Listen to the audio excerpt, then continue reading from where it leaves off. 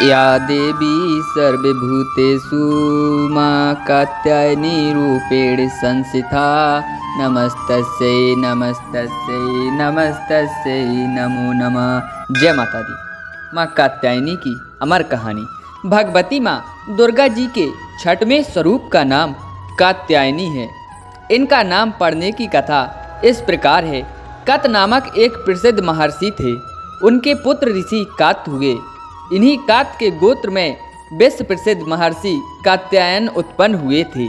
इन्होंने भगवती परम्बा की उपासना करते हुए बहुत वर्षों तक एक बड़ी कठिन तपस्या की थी। उनकी इच्छा थी कि माँ भगवती उनके घर पुत्री के रूप में जन्म लें। माँ भगवती ने उनकी यह प्रार्थना स्वीकार कर ली। कुछ काल पश्चात जब दानव महिषासुर का अत्याचार पृथ्वी पर बहुत बढ़ गया, तब भगवान ब्रह्मा जी ने, विष्णु जी ने और महेश ने, तीनों देवों ने मिलकर के अपने अपने तेज का अंश देकर महिषासुर के विनाश के लिए एक देवी को उत्पन्न किया। महर्षि कात्यायन ने सर्वप्रथम इनकी पूजा की।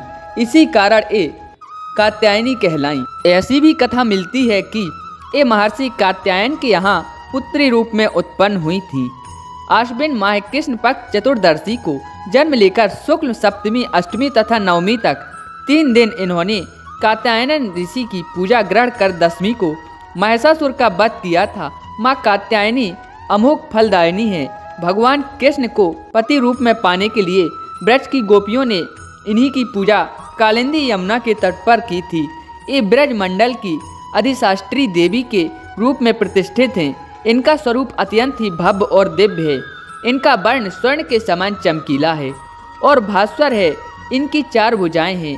माता जी का दाहिनी तरफ वाला भुजा है जो उसमें अभय मुद्रा लिए हुए हैं, और जो नीचे वाली भुजा है उसमें वर मुद्रा लिए हुए हैं।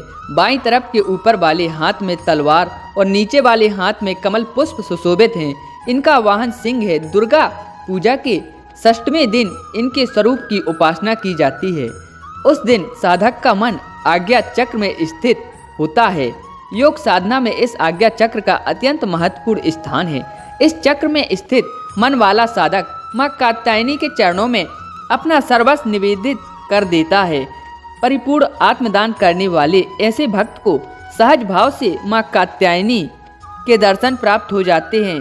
माँ कात्यायनी की भक्ति और उपासना द्वारा मनुष्य को बड़ी सरलता से अर्थ, धर्म, काम, मोक्ष 4 फलों की प्राप्ति हो जाती है।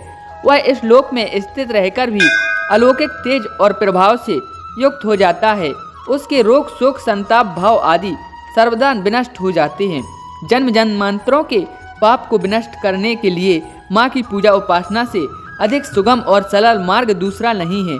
इनका भक्त निरंतर इनके सान्निध्य में रहकर परम पद का अधिकारी बन जाता है। भगवती देवी माँ कात्यायनी के श्री चरणों में सत सत नमन।